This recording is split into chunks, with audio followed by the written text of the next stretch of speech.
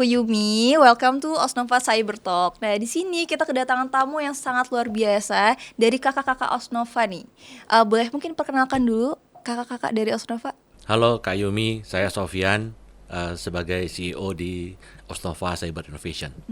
Pak Sofian ya. Saya Wawan, biasa dipanggil Wawan sih, CTO dari Osnova. Mungkin kalau Yumi nih, aku nih awam banget nih Pak Sofian dan Pak Wawan tentang dunia cyber nih. Entah apa namanya, sekarang ini kan banyak banget yang namanya serangan cyber ya. Entah itu dari SMS, WhatsApp gitu, media sosial bahkan. Nah itu tuh apakah Osnova itu ada keterkaitannya nih sama ini nih? Boleh mungkin jelaskan sedikit kali ya, Osnova itu seperti apa sih Pak? Ya, kalau kita bicara mengenai cyber security, tentu saja kita harus bicara mengenai apa itu cyberspace atau apa itu dunia maya yang sering kita kenal gitu ya. Kalau kita tahu dunia maya itu kan sebenarnya sebuah ruangan gitu ya, sebuah space di mana orang itu berinteraksi secara digital. Nah, akhir-akhir ini kenapa menjadi topik yang hangat gitu ya, katakanlah 1 dekade terakhir ini, karena kita melihat dari hasil interaksi secara digital itu ternyata banyak sekali data-data yang terrecord di dalam cyberspace itu. Dan kita tahu juga misalkan kalau kita lihat dari sejarah gitu ya, internet itu kan pada prinsipnya adalah untuk kebutuhan militer tahun 60-an lah, yang namanya ARPANET gitu ya.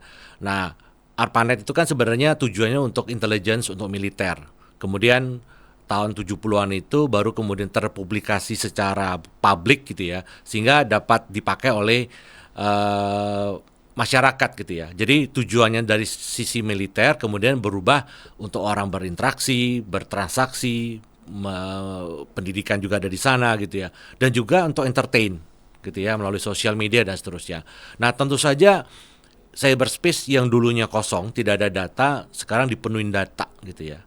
Nah, ada orang-orang atau pihak-pihak yang terampil secara algoritma yang bisa mengolah data-data tersebut untuk kemudian mendapatkan keuntungan secara ekonomis. Itulah yang kemudian kenapa cyberspace itu menjadi hal yang dicari. Jadi kalau misalkan ibaratnya misalkan rumah itu kosong gitu ya, mungkin tidak ada orang yang berkeinginan untuk mencuri karena kosong.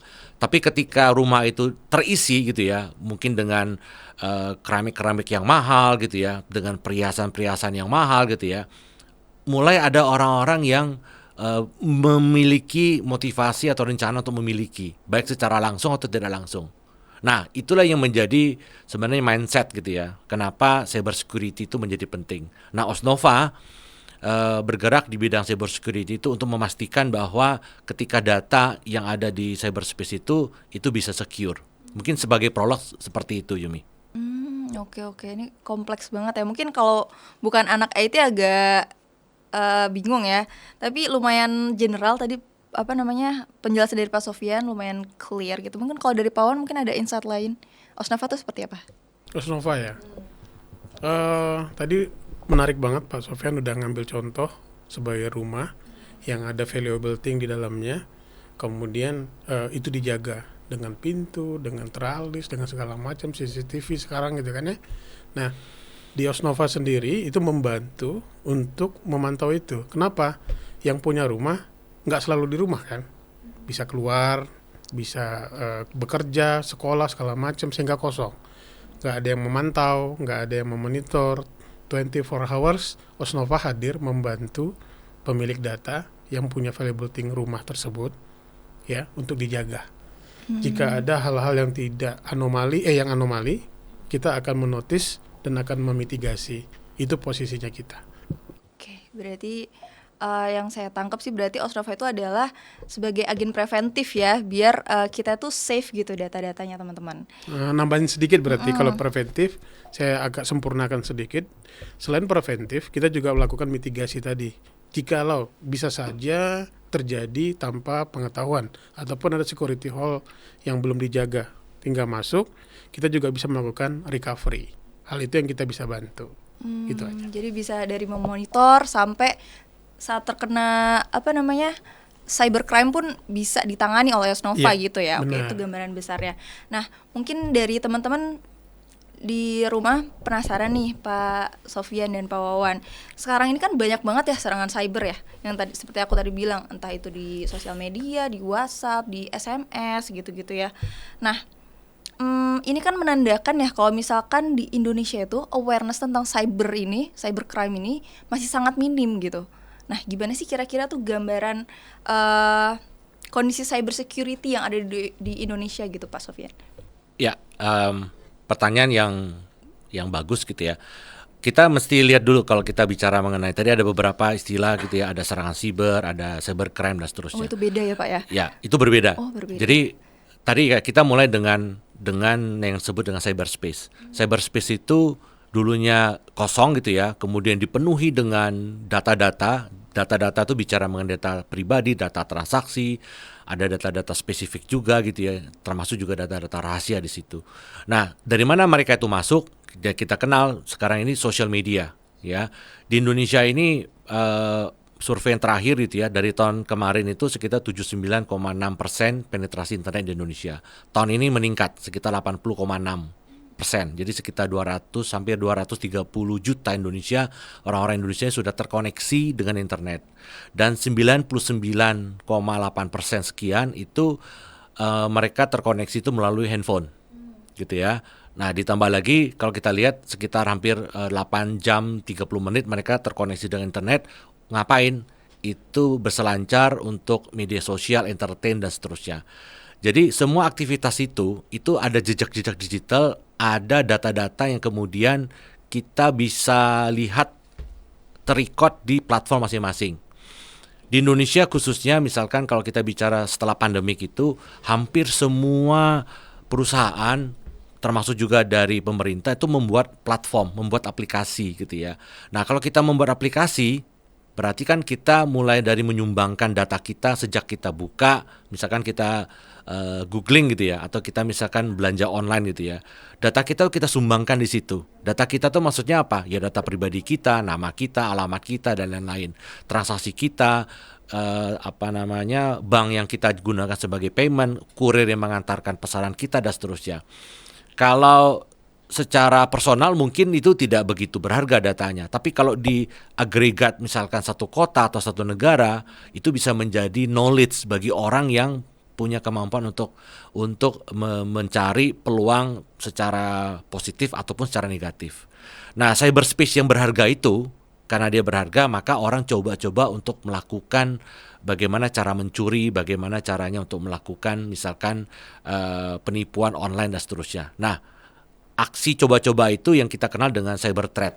Jadi dia coba-coba karena ada potensi untuk melakukan kejahatan di sana. Nah, cyber threat itu kalau direalisasikan melalui action gitu ya, itulah yang disebut dengan cyber attack. Jadi dia menyerang langsung gitu ya. Nah, kita kenal misalkan ada berbagai macam phishing, ada malware gitu ya. Kemudian kita bicara mengenai misalkan DDoS gitu ya, kemudian juga ada ransomware gitu ya, dan seterusnya. Nah, itu bentuk cyber attack-nya. Nah, oleh karena itu maka kita perlu yang disebut dengan cyber security, itu bagaimana bisa mengamankan cyber threat dan cyber attack itu.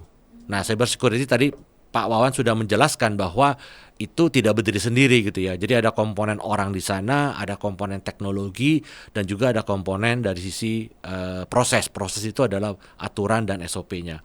Apakah berhenti sampai di situ? Tidak. Kalau ada sebuah serangan kejahatan siber yang terorganisir, masif gitu ya, kemudian lintas negara, kemudian itu berpeluang untuk menimbulkan kekacauan lebih besar gitu ya. Nah, itu biasanya disebut dengan cybercrime. Nah, tadi disebutkan Yumi. Cybercrime itu konteksnya lebih masif dan biasanya lebih lintas sektoral dan lintas negara gitu ya. Nah, kalau udah sampai ke cybercrime, maka pemerintah perlu hadir di sana dengan bentuk cyber law. Gitu ya. Makanya kenapa kita punya undang-undang ITE, sekarang ada undang-undang PDP dan lain-lain. Jadi bagaimana untuk memastikan ekosistem cyberspace ini bisa aman. Jadi siklusnya adalah mulai dari cyberspace, cyber threat gitu ya, cyber attack, kemudian ada cyber security, kemudian cyber crime gitu ya yang serius, kemudian baru ada cyber law. Nah, cyber law ini pun kemudian dia akan harus memastikan relevansinya dengan cyberspace yang kekinian. Jadi ada proses bagaimana harus bisa dimonitoring, updating dan lain-lain. Karena kejahatan di dunia siber itu selalu berkembang gitu ya. Jadi tidak akan stagnan di situ. Jadi kira-kira seperti itu. Nah, tadi ditanyakan bagaimana landscape di Indonesia. Nah, Indonesia ini sekarang kalau kita lihat memang tadi setelah post pandemic itu data itu menjadi sangat berharga, banyak dicari dan seterusnya gitu ya. Otomatis tingkat cyber threat, cyber attack dan cyber crime-nya itu meningkat drastis. Nah, makanya oleh karena itu ini diperlukan tidak hanya peranannya jadi sektor pemerintah saja gitu ya, tapi semua industri, media, komunitas gitu ya, itu harus berperan. Nah, Osnova itu salah satu mengambil peran di situ dari sisi industri. Kita kerjasama juga dengan akademisi gitu ya, dan dari pemerintah untuk memastikan bahwa keamanan siber di Indonesia ini itu bisa terjamin gitu ya. Kenapa? Karena impact-nya adalah kalau ini terjamin itu bisa ada kepastian hukumnya gitu ya, maka bisa jadi investor itu bisa masuk ke Indonesia dan ekonomi itu bisa membaik dan kemudian meningkat. Begitu. Jujur sebagai orang awam aku agak takut ya Pak ya, karena pas zaman COVID itu kalau nggak salah ada yang namanya vaksin, kayak daftar segala macam itu kan online gitu ya. Berarti data kita udah masuk ke situ gitu ya. Ya, betul.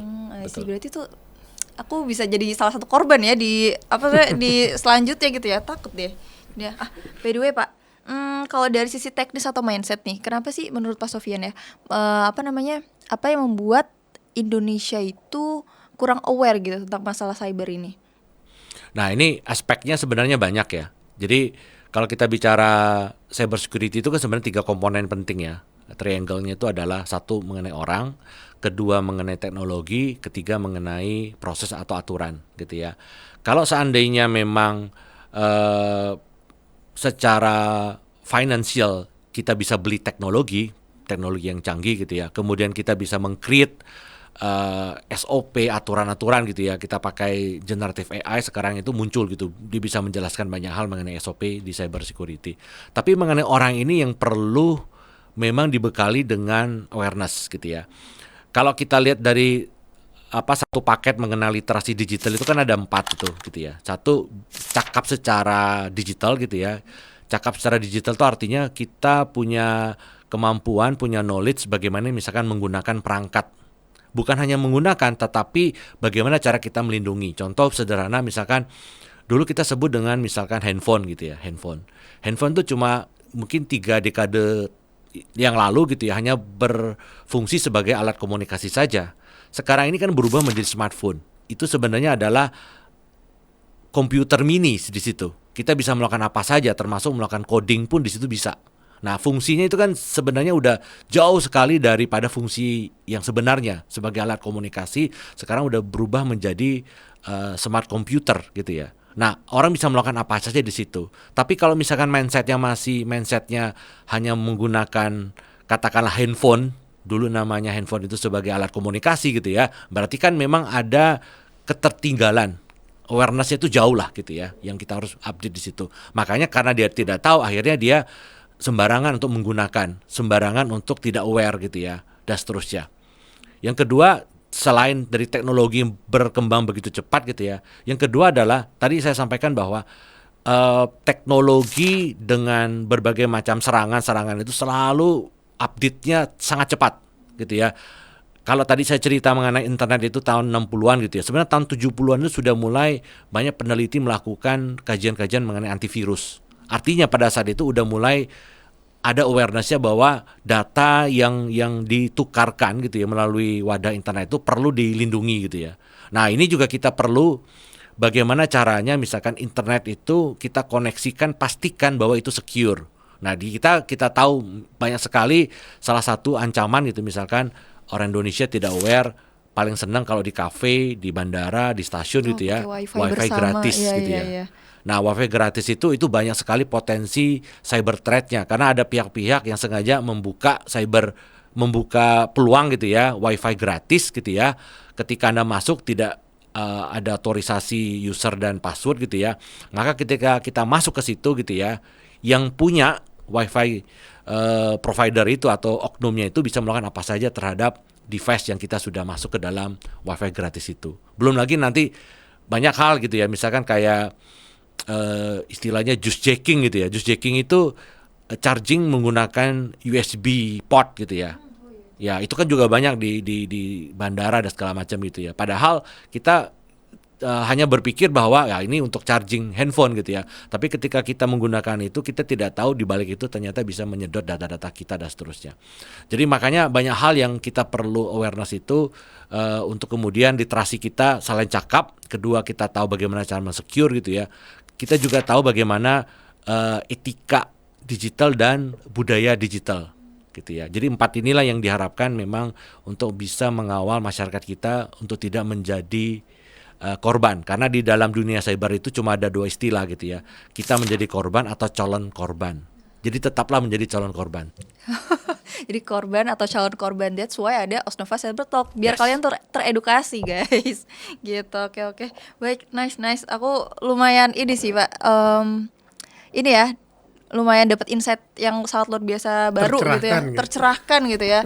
Karena ya itu benar kata Pak Sofyan gitu, berarti antara jadi korban atau calon korban, dan kita pun salah satunya teman-teman gitu ya. Oke. Mau pilih yang mana? Gitu.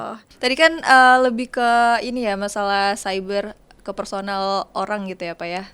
Kalau misalkan dari sisi perusahaan gitu gimana Pak Wawan kira-kira? Oke. Kalau saya mungkin sebelum ke sana bicaranya untuk menambahkan pembicaraan kita tadi, memperkaya. Pertanyaannya adalah why now?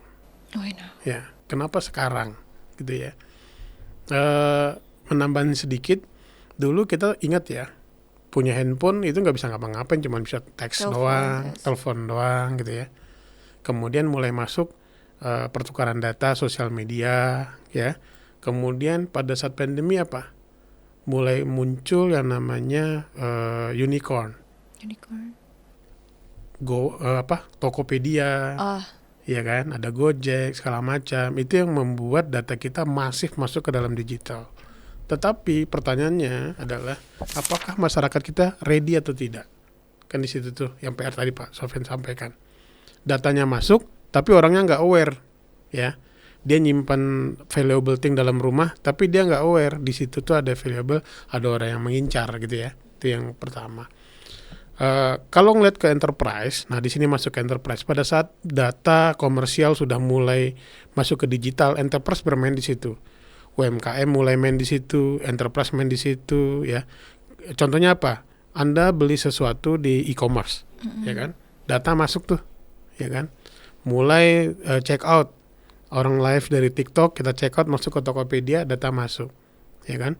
Pertanyaannya, berarti udah mulai namanya payment gateway, ya namanya payment ya. Kita udah mulai pakai payment. Wallet udah mulai di handphone gitu kan ya. Yes. Nah, karena di handphone orang berpikir, oh dia bisa transfer gitu kan. Ya, oh dia bisa transaksi langsung dari handphone. Nah, enterprise pada saat transaksi, ya kan, pasti akan menggunakan payment gateway tadi, ya kan, karena dia di digital, ya. Enterprise berkewajiban ya untuk comply, menjaga transaksi itu secure. Ya, untuk transaksi secure udah pasti mereka udah jagain. Tetapi pertanyaannya, apakah kita sebagai pengguna mensecure itu apa tidak? Misalnya di password apa enggak? Passwordnya sama dengan semua email-email yang ada. Kemudian ada invitation apa, diklik kena malware langsung internet bankingnya kesedot gitu ya, atau tadi wifi segala macam. Hal ini adalah tantangan buat enterprise yang memberikan layanannya secara digital. Nah ini yang harus diregulate dengan undang-undang ITE, dengan PDP dan segala macam. Mungkin nanti akan lebih menarik kalau kita bicara ke PDP yang lagi hot-hotnya akhir-akhir ini, yang sampai pertukaran data sama US gitu kan ya. Nanti kita bisa ngobrol-ngobrol nyambung ke sana. Tapi di enterprise melihatnya adalah pada saat bisnis itu sudah mulai ke digital, mulai ada pertukaran data di situ, mulai ada nilai ekonomi di situ. Nah, disinilah transaksi itu bisa diintercept, diganggu, dipakai, disalahgunakan oleh pihak-pihak yang tidak berkepentingan. Gitu. Mungkin dari situ kelihatannya. Gitu, itu lumayan relatable ke aku karena even kalau misalkan Pak Wawan tahu, kalau misalkan sekarang tuh aplikasi coffee shop deh gitu, itu kadang-kadang tuh linknya tuh adalah ke e-wallet di Yes, HP gitu kan. benar. Dan itu pun nanti itu tuh lewat Safari gitu loh, Pak. Iya. Iya, itu berarti itu ya, maksudnya kayak riskan gitu ya. Riskan apa enggaknya itu memang kalau by regulasi mereka sudah aman. Tapi pertanyaannya apakah di handphonenya kita itu kita menjaga apa tidak? Karena link terlemah itu memang di customer. Ya, kalau di company udah diamankan dengan ini, aman dengan itu. Cuman company karena transaksinya banyak, nah dia tidak bisa fokus terhadap security tadi. Ya, nah disinilah Osnova membantu enterprise itu. Anda fokus terhadap bisnis Anda, kami menjaga supaya transaksi Anda itu aman. Kalau ada yang anomali, Osnova akan menotis, akan mengingatkan. Kalaupun terjadi ada insiden, kita juga akan melakukan mitigasi segera supaya company enterprise itu bisa melakukan action. Ya, jadi damage-nya itu tidak besar jadinya, bisa diatasi segera mungkin. Kenapa? Kita tidak bisa menjamin semua insiden itu tidak terjadi, ya. Karena tidak ada satupun orang di dunia ini bisa menjamin tidak terjadi insiden. Yang bisa kita jamin adalah jikalau terjadi, ya kita sudah preventif. Kalaupun terjadi, kita bisa memitigasinya sesegera mungkin. Disitulah perannya Osnova membantu enterprise yang ada, gitu. Ya. Wah. Mungkin saya tambahkan dari Boleh, Pak, statement Pak Wawan itu ya. Kalau kita lihat secara perkembangan teknologi itu gitu ya, apalagi kalau kita bicara misalkan revolusi industri 1, 2, 3, 4, 5 gitu ya, semakin kesini, semakin misalkan kita menjelang revolusi industri 5.0 itu kan semua device itu terkoneksi. Kalau dulu di revolusi 3 itu kita mengenal komputer gitu ya, internet orang aksesnya dari komputer. Tapi ketika 4 kita mengenal ada IoT gitu ya, semua device itu udah terkoneksi. Jadi jam tangan, kendaraan gitu ya, rumah, kulkas semua terkoneksi. Nah, terkoneksi itu artinya mereka punya data. Nah, bayangkan kalau seandainya akses untuk masuk ke device itu menggunakan email gitu ya, kemudian semua data device kita itu terkumpul di big data gitu ya, itu kemudian dicuri oleh orang lain gitu ya, secara sengaja atau tidak sengaja gitu ya, dalam konteks pribadi ataupun enterprise, pasti kerugiannya itu nggak main-main gitu ya. Orang tidak jadi percaya karena citra perusahaan jadi akan jadi rusak gitu ya. Kemudian kalau secara pribadi banyak yang mengatakan gini, saya bukan siapa-siapa gitu kan, data saya nggak ada yang penting, dan saya juga nggak peduli kalau data saya tercecer di mana-mana gitu ya. Sebenarnya itu statement yang sangat keliru gitu ya. Karena apa? Banyak kejadian katakanlah misalkan sekarang dia nggak ada apa-apanya gitu ya, tapi ketika 10 tahun kemudian dia ada apa-apa gitu ya, entah jadi pejabat, entah jadi politisi dan segala macam gitu ya, itu data jejak digital tuh nggak hilang. Nah itu bisa di crawling gitu ya, back untuk melihat apa yang dilakukan 10 tahun yang lalu, 20 tahun yang lalu. Jadi semua jejak digital tuh nggak hilang gitu ya. Nah itu makanya itu menjadi sangat hal yang perlu kewaspadaan yang super ekstra hati-hati gitu ya, khususnya misalkan generasi anak-anak muda, generasi milenial, generasi alfa gitu ya, mereka sembarangan di medsos, kemudian menggunakan kata-kata yang sembarangan gitu ya, segala macam. Mereka berpikir kan saya bicara sama teman saya gitu ya, di konteks sosial media dan seterusnya. Tapi tahukah bahwa sekarang ini misalkan banyak perusahaan-perusahaan yang menggunakan pihak ketiga gitu ya, konsultan, itu sudah bisa meng-crawling sosial media apakah kelakuan anak ini atau kandidat dari pekerja ini gitu ya secara digital. Dan bisa dibayangkan gitu ya, diterima apa tidaknya bukan dari kompetensi secara akademis gitu ya, tapi dari perilaku mereka ketika etika mereka atau etiket mereka di dunia maya. Karena kalau mereka sebelumnya pengalamannya itu misalkan complaining terus menerus gitu ya, terhadap pekerjaannya, terhadap bosnya segala macam, tentu saja ini kan menjadi presiden yang buruk untuk perusahaan yang akan dituju. Nah kemungkinan untuk diterima menjadi sangat kecil.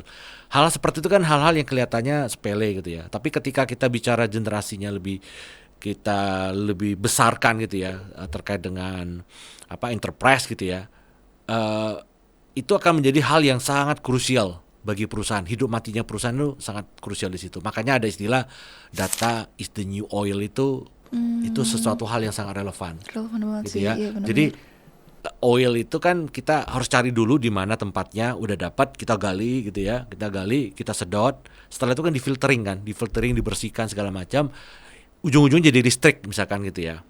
Data tuh sama, dari data yang mentah gitu ya, yang entah di mana nggak tidak beraturan segala macam, ada orang-orang yang piawai yang kemudian bisa memfiltering, mengkategorize gitu ya segala macam itu, sehingga itu jadi knowledge buat dia, bisa jadi untuk menghantam yang punya data tersebut atau perusahaan yang punya data tersebut. Nah, Osnova menyadari itu karena itu perlu investasi yang besar gitu ya. Bagaimana menjaga data tersebut gitu ya. Bagaimana memastikan device-nya, orang yang terkoneksi, data itu aman, apalagi data-data yang terkait dengan customer gitu ya. Makanya Osnova ikut berperan memastikan bahwa data itu secure. Biarkan enterprise itu fokus kepada core bisnisnya mereka gitu ya. Secara spesifik orang-orang expertise-nya di bidang cyber security, bagaimana caranya, bagaimana tata kelolanya, biarkan Osnova yang kemudian yang akan menjalankan itu. Gitu secara konseptual Osnova berdiri. Ini menarik banget sih. Jadi pesan yang bisa aku ambil dari Pak Sofyan dan Pak Wawan adalah jangan anggap sepele. Maksudnya data kalian gitu ya. Mungkin sekarang kalian no one, tapi mungkin someday bakal jadi someone. Jadi Yes, mantap. No one, someone gitu ya. iya. Tadi dari keterangan Pak Sofyan, Pak Wawan berarti emang tadi yang cyber attempt, cyber attack dan sampai cyber crime gitu ya. Berarti itu nggak mengenal apapun ya. Maksudnya semua tuh dihajar dari lingkup orang gitu sampai ke perusahaan. Gitu. That's why Osnova hadir untuk membantu mengamankan data kalian gitu ya. Oke, sampailah kita di penghujung acara teman-teman. Segitu aja dari Osnova Cyber Talk. Mungkin untuk closing statement kali ya, kita bisa dengerin Osnova in 1 minute. Oke, Pak Sof, Pak Owen, 3, 2, 1, go. Membangun ekosistem cyber security yang sehat tentu saja itu membutuhkan kolaborasi di semua pihak. Kehadiran dari Osnova Cyber Innovation adalah membantu enterprise untuk dapat memastikan keamanan terjaga baik secara bisnis dan juga mengenai sustainability dari perusahaan itu. Komitmen kami dari Osnova adalah menyiapkan tenaga-tenaga expert yang keep up to date dengan semua pergerakan cyber security sehingga dapat membantu Anda menjalankan bisnis dengan lebih nyaman, stable, dan secure. Oke, segitu aja dari kita. Semoga bermanfaat ilmu podcast hari ini. See you on the next episode. Jangan lupa like, comment, and subscribe. Oke, see you guys.